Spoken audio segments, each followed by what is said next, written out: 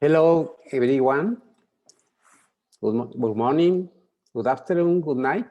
Welcome. Hello. Good evening. I am Miguel Martinez Ramos from the National Autonomous University of Mexico.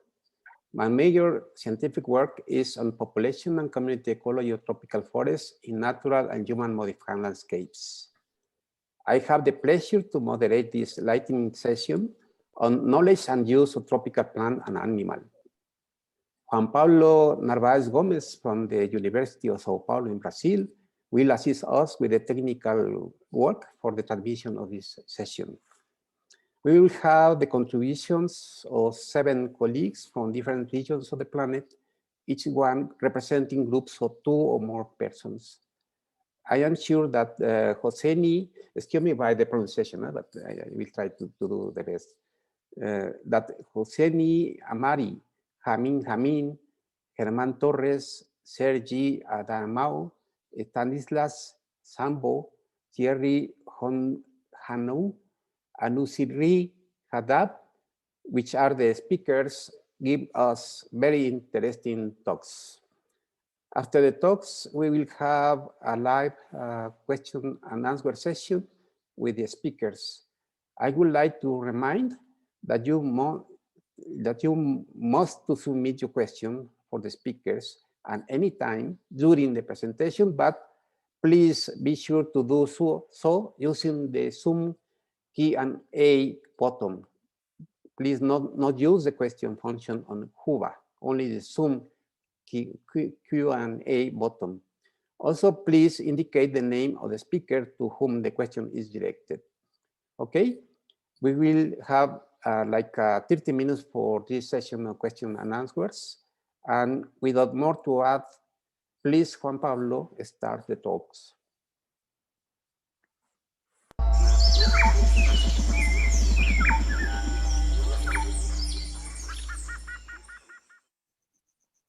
Hello everyone, my name is Umar Usini. I am PhD in Doctoral School Genus Life and Modelization in Mahjong University from Madagascar.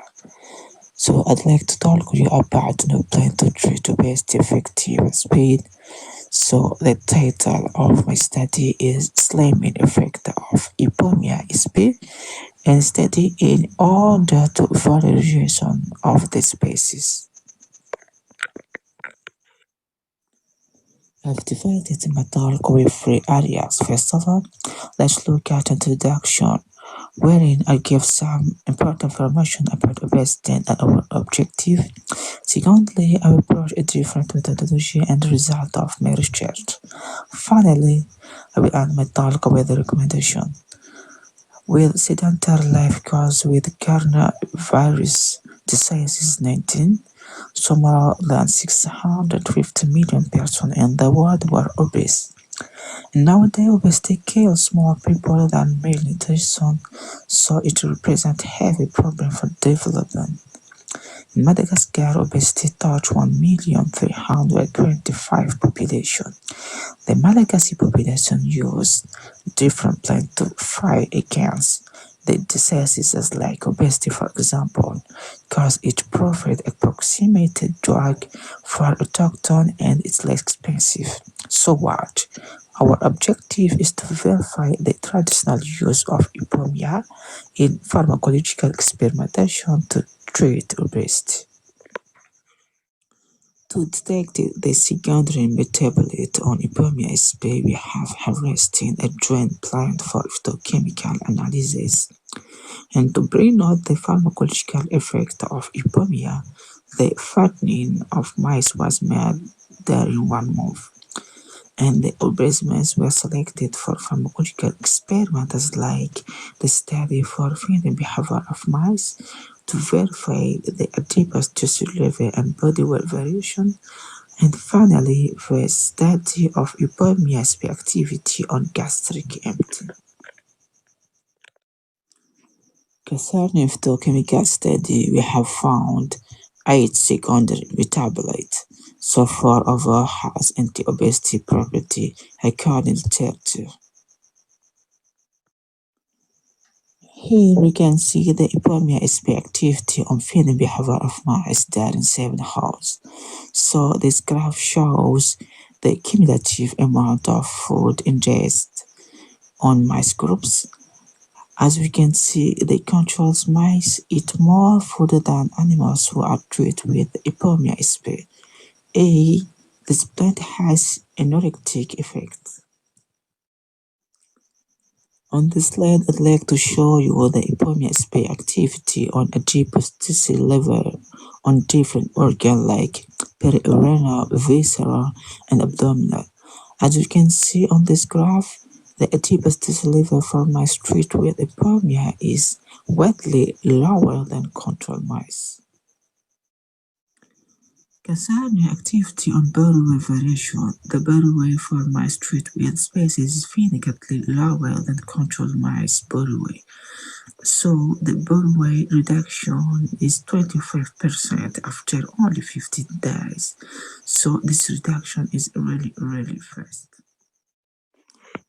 In conclusion, to sum up the Ipomia SP activity on obesity, we can be said so this plant has anti-obesity activity effective and speed. However, it's important to keep in its natural ecosystem. To change a molecule to fight against obesity or diabetes on this basis should be important, but unfortunately we have not neither means nor laboratory to lead my study. I do join the end of my representation, so thank you for your kind attention. Thank you so much.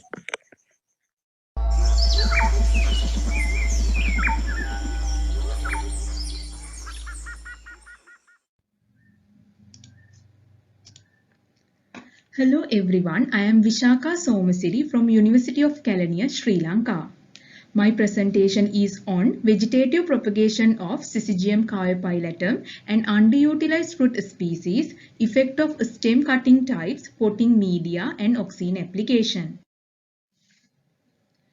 Syzygium caepilatum is a tropical fruit plant in family Myrtaceae and found in intermediate and wet lowlands in Sri Lanka.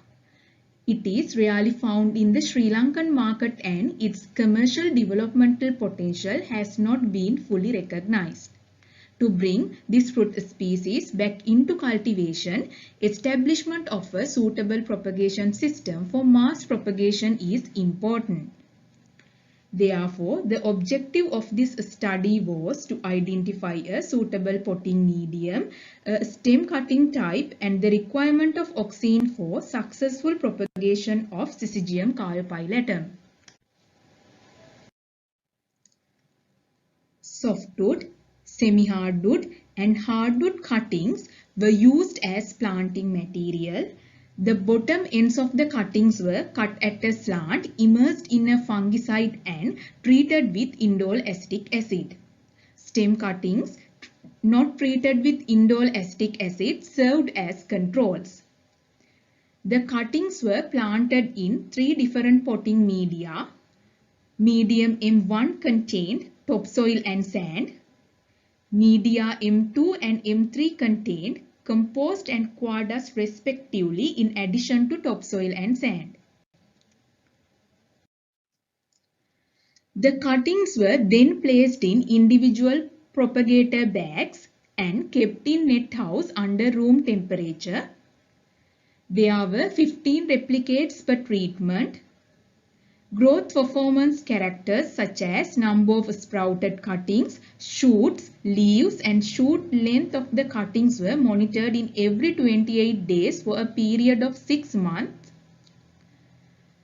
After 6 months, 3 plants were selected and the fresh and dry weights of plants, shoots and roots were measured. Also, the length of the roots and number of roots were recorded for each treatment. Data was analyzed using two-way ANOVA and two-keys pairwise comparison. During the 6-month period, the softwood, semi-hardwood and hardwood cuttings sprouted and survived only in M1 medium. From the 6 treatments, IAA applied semi-hardwood cuttings showed the highest sprouting and survival percentages. These pictures show the growth of the cuttings of Syzygium caryophyllatum planted in topsoil and sand 6 months after planting. These pictures show the growth of shoots and roots of the cuttings grown in M1 medium 6 months after planting. From the cuttings grown in M1 medium, IAA treated semi-hardwood recorded the highest fresh and dry weights of whole plants, shoots and root. This is the same treatment in which most of the cuttings sprouted and survived. The number of sprouts, the number of leaves and the shoot length of IAA treated semi-hardwood cuttings were also the highest. The same treatment recorded the highest number of roots and longest root lengths.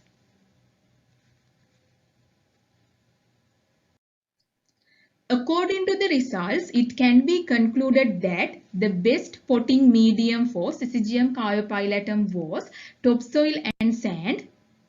Semi-hardwood cuttings was the best cutting type for the vegetative propagation of Syzygium caryophyllatum with IAA treatment. These are some references I used to this research. Funding received from AHEAD DOR project is acknowledged. Thank you for listening.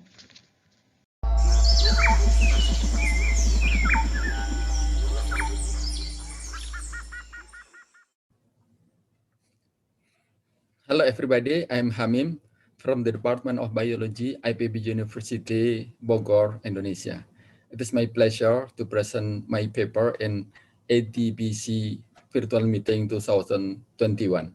Please allow me to share our presentation with the title Potential Use of Philippine Tongue or Rheotialis trisperma for phytoremediation of heavy metal contaminated land.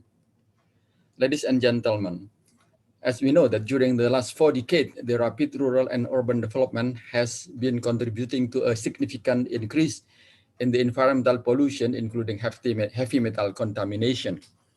Gold mining activities is among the factors that have significant contribution to heavy metal contaminant.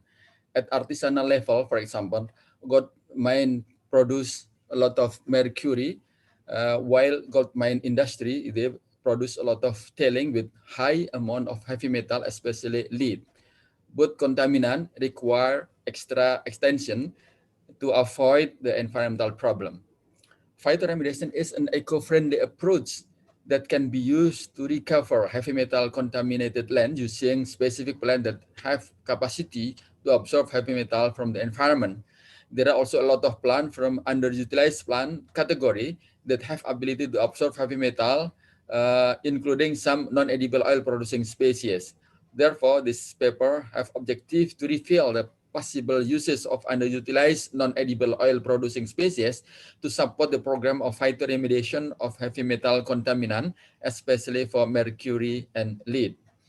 Ladies and gentlemen, this study was carried out in 2 types of experiment using 4 non-edible oil producing species, including Jatropha curcas, castor bean or Rhizostis communis, beet tree Omelia azedarah, and also Philippine tongue or Rheotialis trisperma.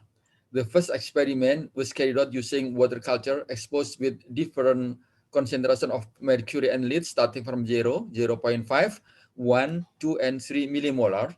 And the second experiment was applied directly using gold mine tailing, 0, 50%, and 100% of tailing. The initial experiment was also initiated to use dark septate endophyte or DSE fungus as biological agent to support adaptability of this species to gold mine tailing. The results showed that a water culture experiment treated with lead and mercury as well as experiment using gold mine tailing caused significant decrease in shoot and root and other growth parameter as well as chlorophyll content of all the plant, while they induce increase of malondialdehyde content of the leaf, suggesting that the plant underwent stress due to the treatment. In water culture experiment, even though all the species have ability to survive for several periods, but only Reutealis trisperma had superior performance under lead exposure, while under mercury exposure, Reutealis trisperma and Melia azedara were more adaptable than others. In gold mine tailing, Reutealis trisperma was also found to be the most resistant species to gold mine tailing based on its ability to grow under 100% gold mine tailing. The experiment using dark septate endophyte fungus showed that DSE colonization was observed on Jatrophacoccus and Reutealis trisperma, even though it was decreased under 100% tailing. Inoculation using DSE fungus improved the performance of Reutealis trisperma and Jatrophacoccus grown under gold mine tailing. This experiment proved that Reutealis trisperma is resistant to mercury and lead and can be recommended as plant for heavy metal phytoremediation as well as soil reclamation purposes. In this occasion, I would like to thank to the government of Republic of Indonesia for funding this research, and also Aneka Tambang Incorporation, Gold Mining Business Unit Pongkor, Bogor. We also would like to thank to all the research team, Deden Saprudin, Hirmas, Lulu, and Shurono. Of course, we would like to thank to all of you for your kind attention. Thank you very much. Bye.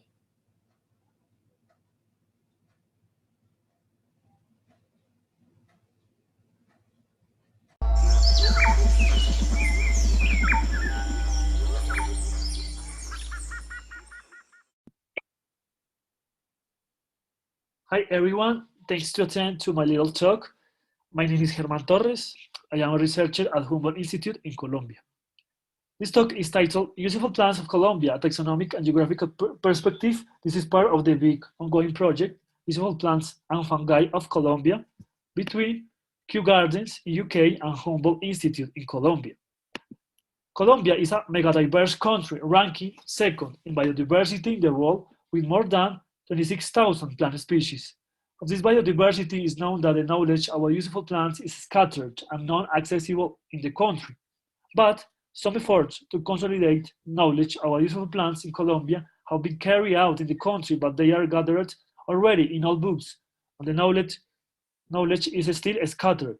Such are the case of Useful Plants of Colombia by Enrique Pérez Arbeláez, published in 1978, and the contribution to the knowledge of the dying plants registered in Colombia by Torres Romero in 1983. Many species have been considered useful through the history of the country. However, a large part of the uses has been lost due to the jeopardizing and erosion of knowledge. Making visible and compiling this knowledge is of vital importance as a potential source for the bioeconomic development of the country and as a part for the livelihoods of the society. Similarly, centralizing knowledge of the use of a species allows a greater understanding of the richness of useful plants and facilitates their study and understanding. Therefore, as part of the mentioned project, one aim was to develop pathways to enhance nature's contribution to people in Colombia through increasing, consolidating, and making accessible the knowledge on its useful plants and fungi for the benefit of local communities.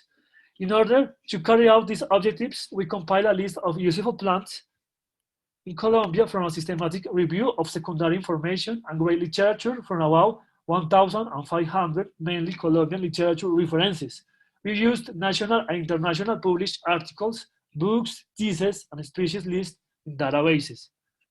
Based on this revision, the synonyms for the scientific names were checked using the backbone of POBO and the world checklist of vascular plants. The uses of a species were categorized by general categories according to the Economic Botanical Standard, a new version from Cook 1995. These categories were animal food, biological control, environmental use and science, food additives, fuels, gene sources, materials, medicines, poisons, and social uses. Geographical distribution by Colombian regions and endemism information were compiled from the Catalog of Plants and Fungi of Colombia, and taxonomic classification by families and genera were also recorded. As a result Of this methodology, a list of 4,116 species of useful plants, about the 16% of the total plant species for Colombia, belonging to 249 plant families and 1,329 genera, was compiled. Regarding uses, the general category with the highest number of species were medicines, followed by food use and materials. Plant families with the most registered species were Fabaceae, followed by Asteraceae and Rubiaceae in Colombia, and Inga, Solanum, and Passiflora, the most recorded genera. At a geographical level, the species are distributed mainly in the Andean mountain region and in the Amazon region in Colombia, mainly in the Antioquias department here in Andes region and in the Amazonas department here in Amazon region. From this analysis, it is possible to highlight that Colombia has a significant number of useful plants, most of which are not widely used in the country and constitute a potential resource of natural ingredients, especially in the most populated areas corresponding to Andean region. Also, this work is a part of the first current work to consolidate a list of useful plants native to Colombia. Medicinal and edible plants are the most reported in the country, which constitutes a resource for the well-being and livelihoods of the population, especially the poorest part. Thank you very much to attend to my little talk. Goodbye.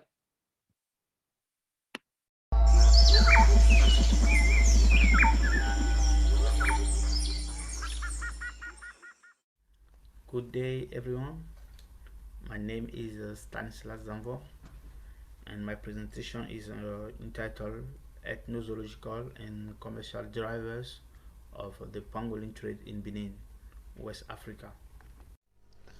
Pangolins are top priority conservation targets due to the heavy poaching pressure on the 8 species that are subject to local and intercontinental trade networks.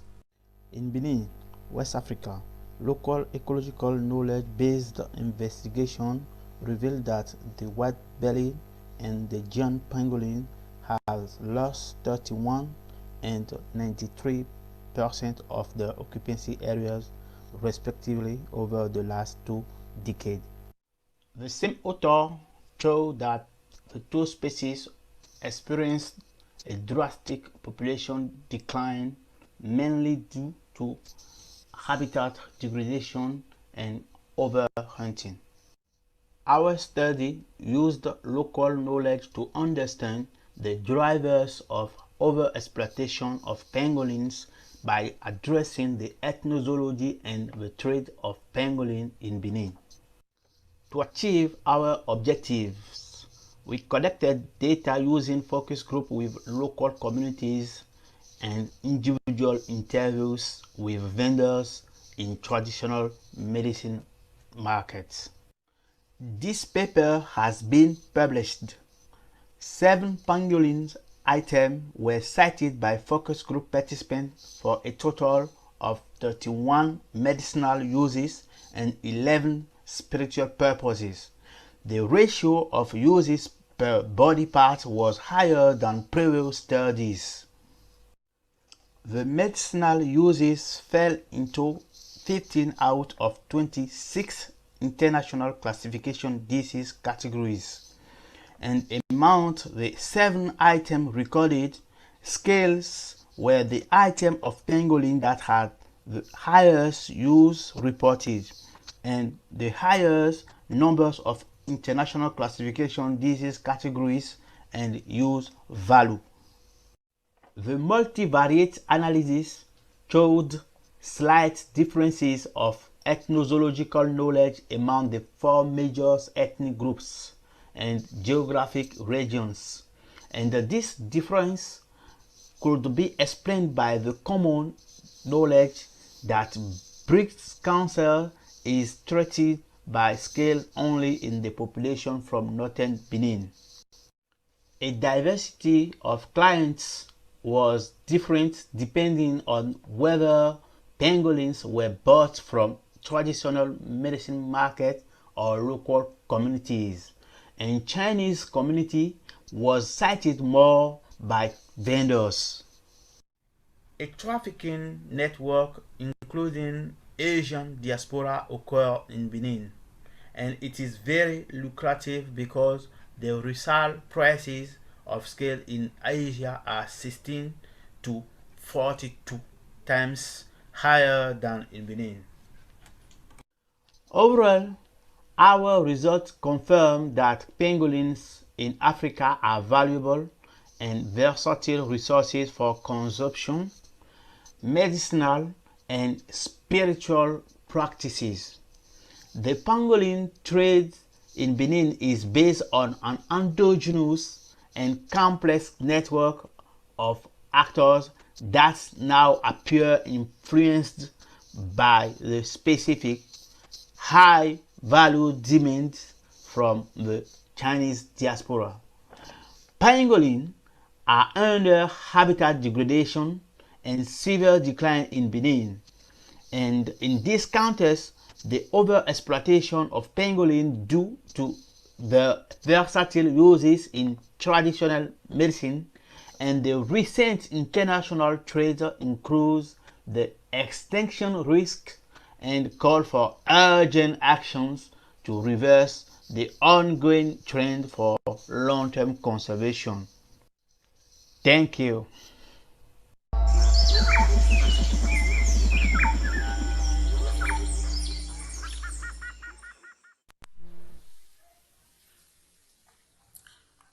Hello, dear participants of ATBC 2021.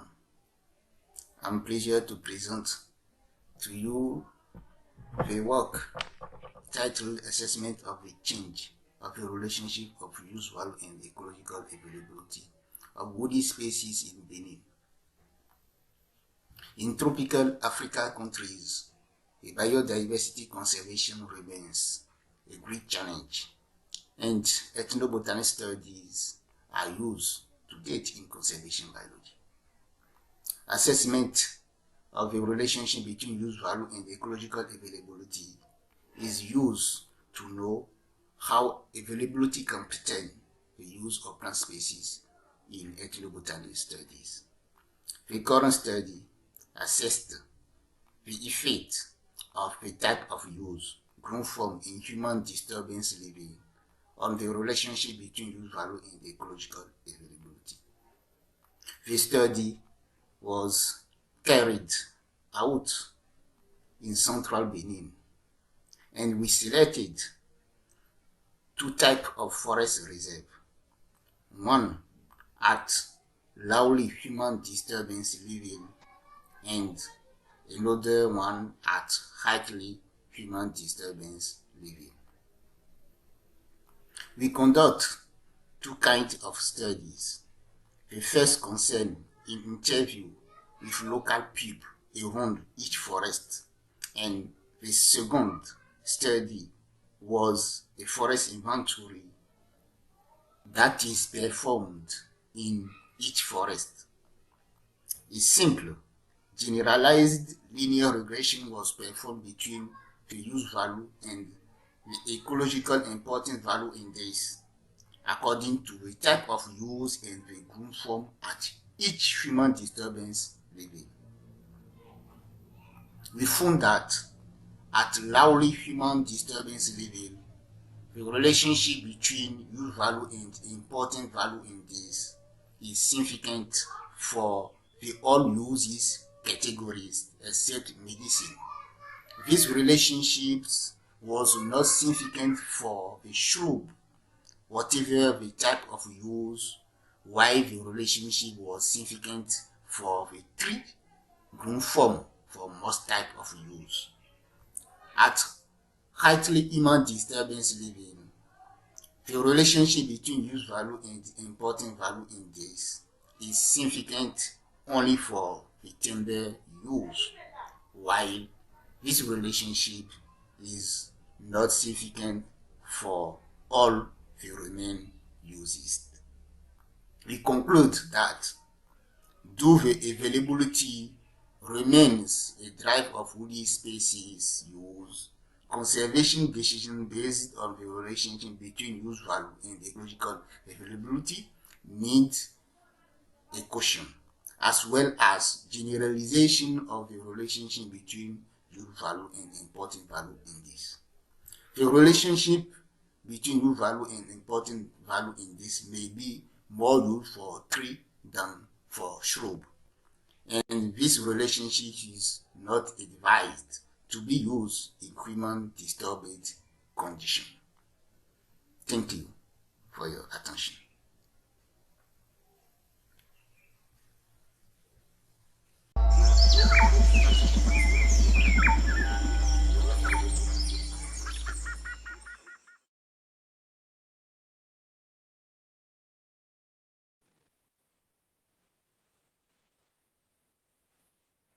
Hello everyone, I am Anushri and I will be talking about the edible freshwater mollusks as bioresources from Northeast India.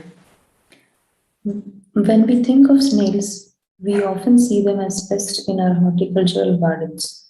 But nowadays, snails are becoming extremely popular in the cosmetic industry. Among the many other uses of mollusks, one of the most important has been food.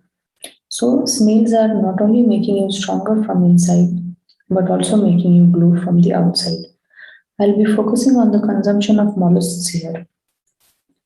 In the modern world, mollusks are known to be consumed in the form of allied dishes such as snail caviar or escargot, but mollusks were consumed as a source of food and have been serving as a rich nutrient source since the existence of hunter-gatherer societies.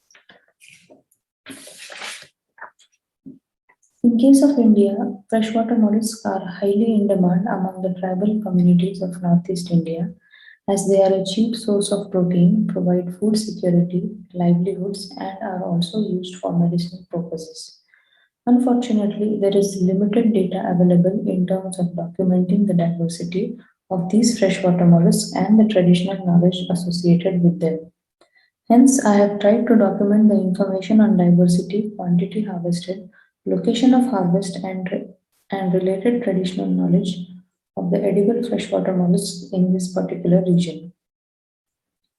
For this, I conducted market surveys in different states of Northeast India along with structured interviews of vendors selling these mollusks as well as the locals to gather maximum information.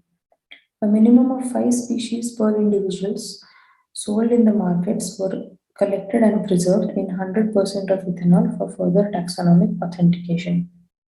Species belonging to the genera Polydamas and Rosia were highly variable in their shell characters. Hence, DNA barcode analysis was done using COI marker for these species.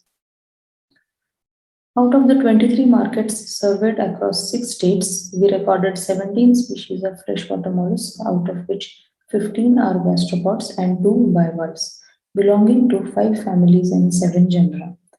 The price during the peak season, which is from April to August, ranged from 20 to 40 INR per mug, and that of off-season was 40 to 100 INR per mug of these freshwater mollusks.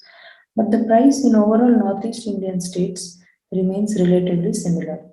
The price also varies according to different species.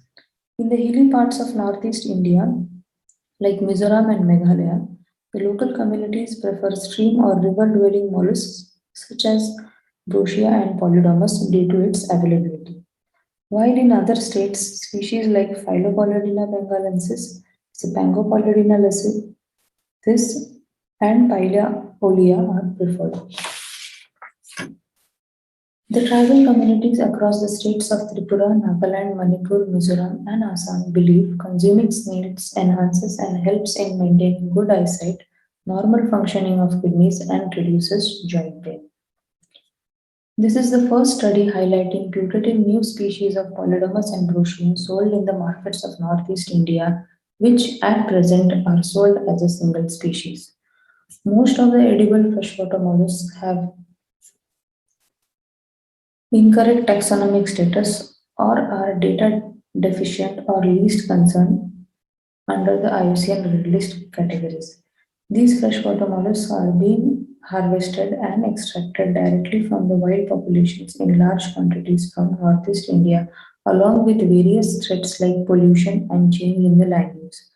It is essential to document, study, and develop effective management strategies to conserve the biodiversity and their habitats.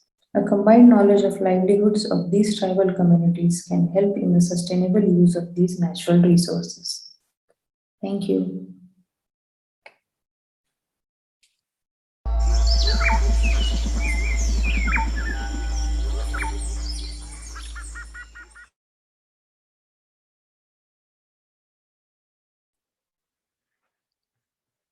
Okay, thank you very much for all these wonderful presentations.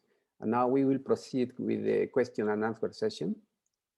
And the first question I have, but has already responded by the author, is from Philippe Laubert and is directed to Hamim. Hamim, please. Is the Philippine tongue already used to treat heavy lethal contaminants lands, or is there any ongoing project to do this? Please respond. Okay, yes. Can I respond directly? Yes, exactly. Yes, thank you, Philip. Basically, we just start using this kind of plant, Reutealis trisperma, or we call Philippine tongue, or sometimes we also call poisonous candle nut, because this is kind of candle nut. We start this because we just explore this kind of plant that can produce oil, but we still try to observe the capacity to use for phytoremediation program. So that, for like what I said in my question and answer chat, we call that we still just in the research. But for not for phytoremediation, basically we have been using this plant for conservation, especially in abandoned land and some rim like river and also some lakes. We try to use this kind of plant for revegetation. But in the future, we will try to propose that the kind of plant maybe we can use for phytoremediation, especially for the degraded and also some post-mining area like this. Thank you very much, Philip. Okay. Okay, thank you. I mean, and Philip also asked to Herman. If Herman could summarize the main use of the 3 most reported genera of the plants in Colombia. Hi. Thanks for asking.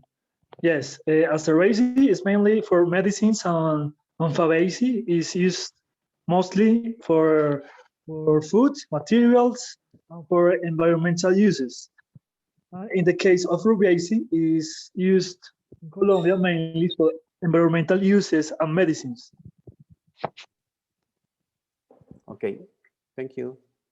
And I have a question for Husseini. And in your study of Ipomea species for obesity, I wanted to ask you whether there is any knowledge about the physiological mechanisms through which Ipomea chemicals reduce obesity. Do you know something about this issue?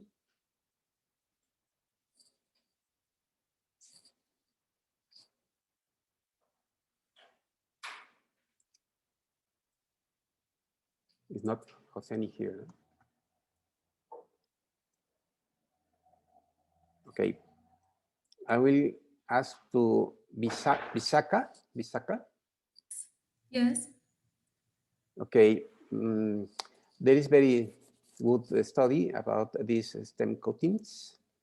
I don't know whether maybe I miss the information in your presentation, but a question is if you know whether there is some particular parts of the plant where you can get the best stem coatings for obtaining the best results, no, in resprouting.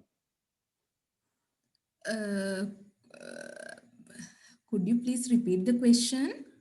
Yes, yes. Is you in the plant, where is the branches, or where is the part of the stems where you can get these stem cuttings? I use softwood, semi-hardwood, and hardwood cuttings in a branch. We can identify them. Softwoods can identify they are unlignified tissues and they are in green color. And for the hardwoods, they have lignified tissues and they are brown in color. For semi-hardwoods, they have green and brown color and they are partially lignified.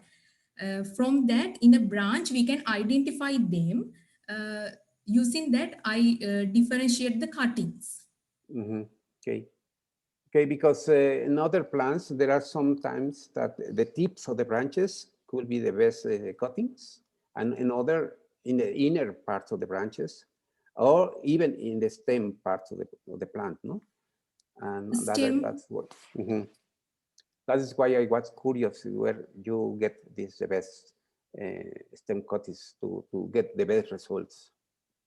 Yes. Okay. And next one is for Stanislas. Are you there? Yeah. Okay. I wanted to ask you if there are medical evidence of the effects expected to produce the pangolin traditional practices. You say that your information come from your interviews, no? People. But I don't know whether there is some scientific evidence of the effects that we can expect of the pangolin on the health of the people. I think if I understand your question, this is about the evidence of the use of pangolin item in for medicinal purpose. But if there any evidence, scientific evidence of these effects? Yeah. There isn't a scientific evidence that this item can be used to treat a kind of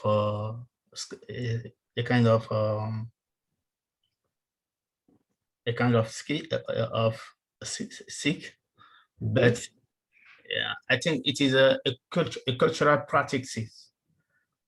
People are confident that they use this. They use this item to treat some sick or for some medicinal use. And in my presentation, I think I said that in northern Benin, I think unanimously people think that they use the scale of pangolin to treat a breast cancer.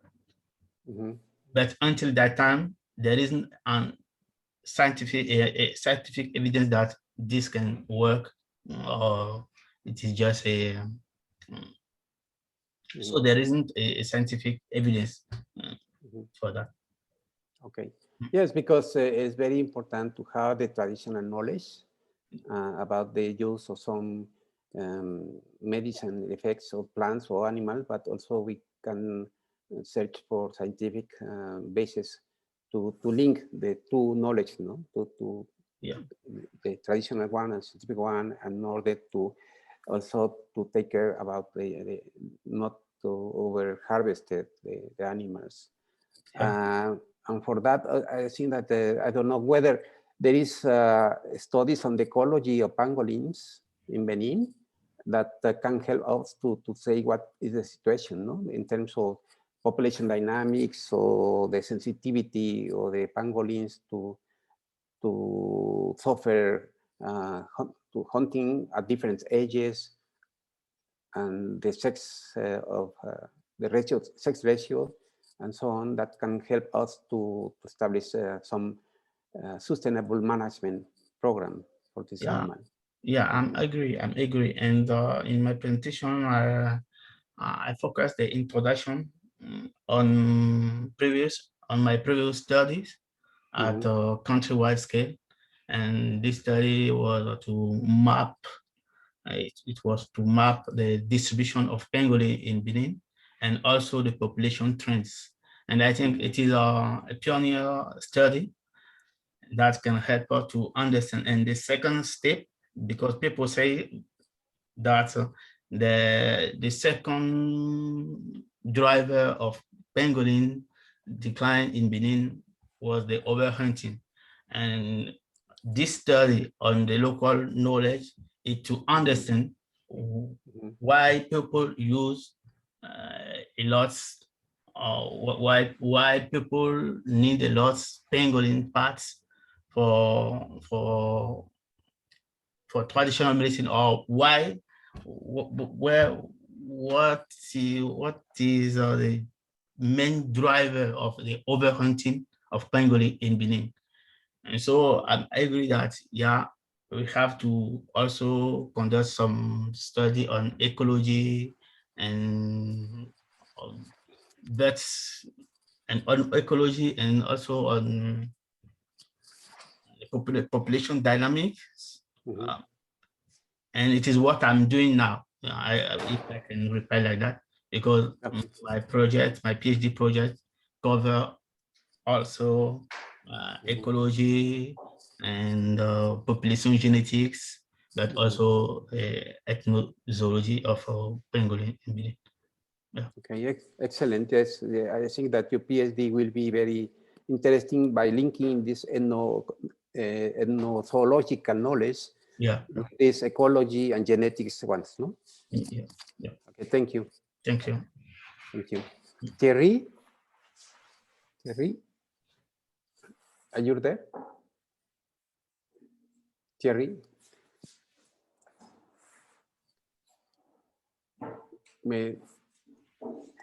Your microphone is closed. Okay, excuse me. Yeah. Okay, excuse me. No. Yeah. It's okay. I'm sorry. Yes, I'm curious because you say that the availability of good, no? Good. You measure, or you try to measure this availability using an important value, no? For the species important value. Do you can explain a little more how you constructed this importance value? Okay. This name important value in this is constructed with three kinds of data. The first one is the relative frequency of each species in the inventory area. The second data is the relative density of the species in the inventory area. And the third kind of data is the relative basal area, named generally the dominance basal area.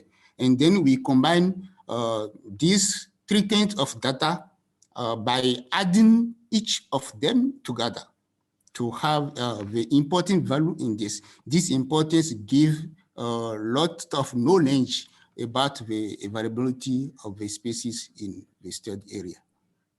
Okay, thank you. Because then you included in your index a measure of abundance of this species, the distribution, the spatial distribution by the relative frequency, no? And also an surrogate of biomass, which is the basal area, no? And biomass is not totally included in this index because by using the basal area, it is some part of biomass, but it is not possible to include the above growth biomass totally in the index. Yes, but I find that in many studies, the relationship between biomass and basal area, the species by species relation, is very good. Mostly like more than 80% or regression explained by this association. I think that is very good. And a little bit explain us your index of, excuse me. This is some, you can explain also your index of use that you developed for this study. Which index, Visigon? Use. The use index. Because you made interviews, no, about how the people use the different species. Yes. And then you correlate or regress this importance index of the species with the use index of the species. I correlate the index of use value. Use value index with use value index. Use value index is index to estimate the knowledge about the use of each species. And I can calculate the total use value if I consider all of uses for each species, or specific use value. Specific use value concern just the type of use that the specific is focus. For I think some species can be used only for medicinal, someone can be used only for technology, only for fuel, and so on. If I want, I can calculate specific use value. Then I consider only medicinal use or technology use and so on. Or I can combine total use value. Some species are multi-purpose use, and then I can combine different uses of a species.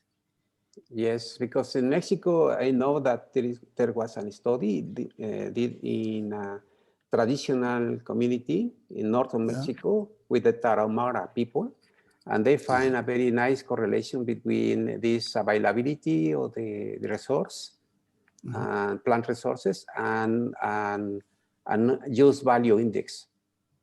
Maybe we can share these studies, no, with you. Okay, yeah. I will check this relationship. Okay, thank you.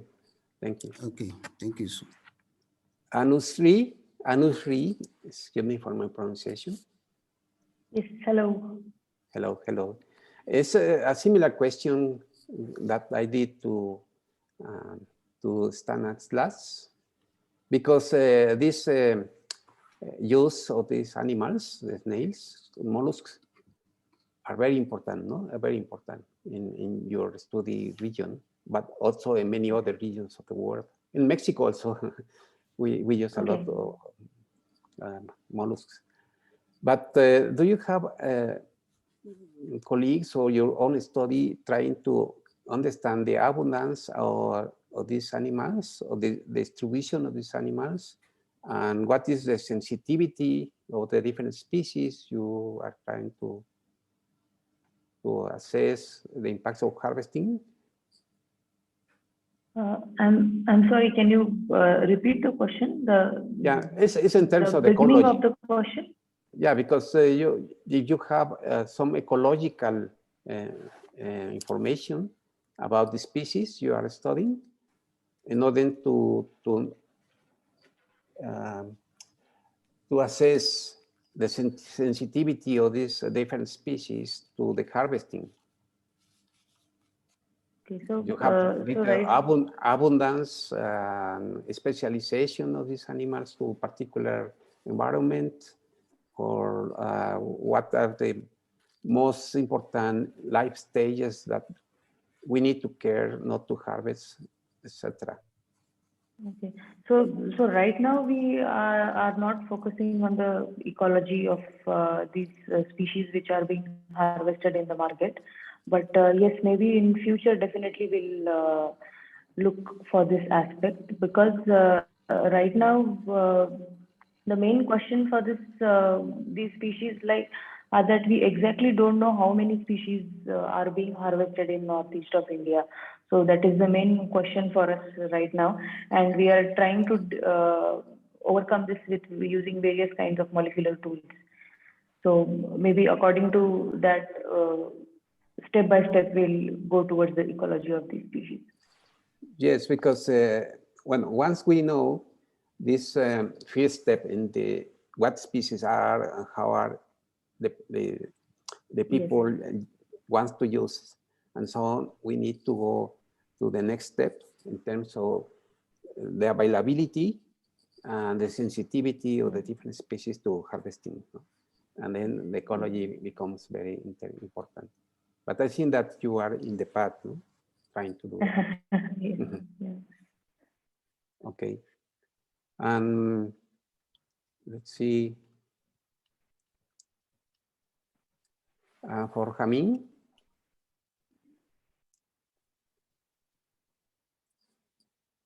Yes, yes. My question is whether you are planning to do field experiments in the contaminated sites to test about these species that can be used as phytoremediation of these contaminated areas. Oh yes, we will try to apply in the field directly. So far, we use two types of experiment. The first we use in water culture with the contaminant using mercury and lead. And then we also use directly tailing, gold mine tailing from the gold industry. But of course, we need to apply directly to the field. But you know, during this time, because the pandemic, we cannot go to the field. Yes, so yes. in the future, I will try to implement this kind of finding directly to the field, and we hope that this kind of plan can answer our curiosity that this plant is quite superior, because this is kind of tree and have the ability that's very good during our research in water culture as well as in the tailing. And then we hope that we can use for phytoremediation in one hand, of course, to reduce the contaminant from the land, and the another hand, maybe we can use the product, especially non-edible oil production. So the community around this area can have the benefit from this plant. Okay. Okay, and I think that also is a good idea to assess the cost, no, for remediation using this plant. For example, how much you will use seedlings or saplings to establish this the Philippine town in these contaminated sites, but you need to assess what is the cost to produce the plants and how the transport and to transplanting and care the plants in the field and so on. But because this is will be included in this restoration protocol and program. Yes, sure. But the easier way using the seed, because this plant have a lot of seed. The production of the seed is very big. One plant can produce more than 200 kilograms of seed. This is better than we have to use from transplant, for example.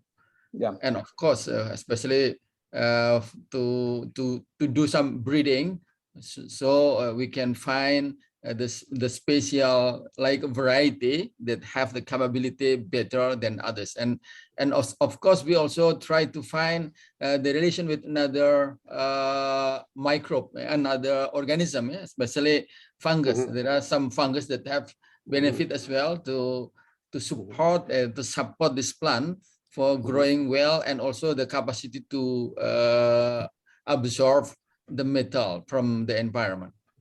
Okay. Thank you for your suggestion. Yeah, but you also need to assess if you are using seeds, how much of the seeds will die, because the mortality is high, and then it's better to use seedlings or saplings that are more resistant to the environment. No? Yeah, yes. Thank you very much for your suggestion. Bye. And I have another question for Germán. And my question is whether the percentage of useful plant species in Colombia, the percentage of useful plant species regarding or respect to the total vascular or angiosperms you have in Colombia, varies from among different regions of Colombia, for example, among biomes, different vegetation types, or with different biocultural contexts. Sorry, can you repeat again, please? Yes, you record the list of useful species for Colombia, no? And you have more than, I don't remember, but a lot of species. But my pure question is, what is the percentage of these species so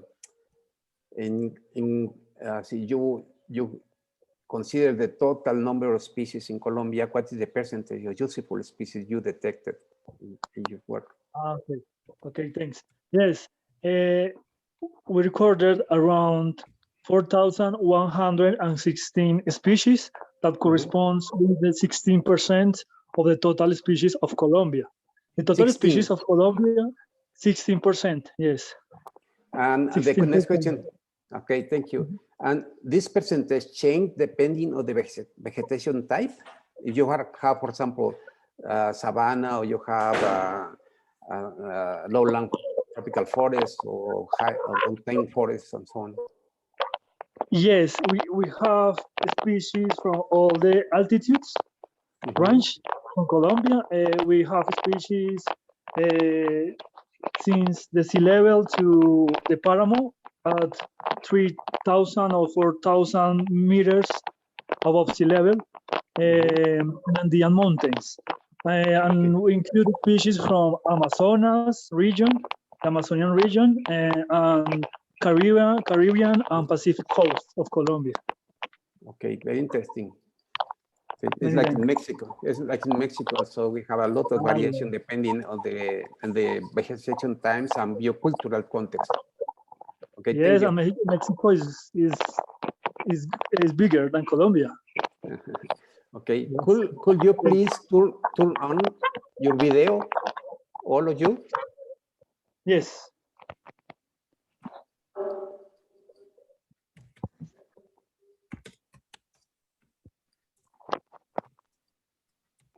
Okay. We cannot turn on the video. We cannot.